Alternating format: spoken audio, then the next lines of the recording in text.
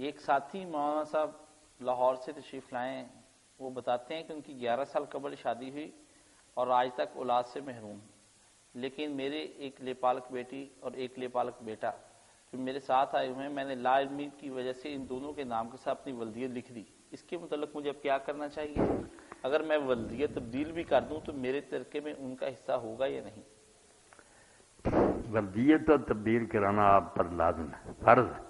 بالکل یہ غلطی جو ہے اس کی اصلاح کریں، وہ آپ کے بیٹے بیٹی نہیں، کیوں آپ نے اپنے نام پر لکھے ہیں؟ غلطی ہوگی تو کاغذات میں اندراج صحیح کرائیں، جن کے ہیں بچے بچیاں ان کو کرائیں۔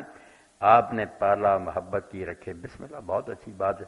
باقی ترکے میں ان کا نا جائیداد میں کوئی حصہ نہیں، آپ دینا چاہتے ہیں، آخر ان کو پالا تو آپ پھر ہبہ کر دیں اپنی زندگی میں نا، ان کے نام دو کچھ لگوانا چاہتے ہیں دے دیں، مالک بنا دیں ان کو، ورنہ اگر فوت ہو گیا آپ تو پھر ان کو جائیداد میں سے کوئی حصہ نہیں ملے گا۔ آپ کے جو وارث ہیں نا، بے شک دور کے ہوں، ان کو مل جائے گا۔ قانون وراثت اور ہے، اور یہ ہبہ اور جو ہے نا وصیت الگ۔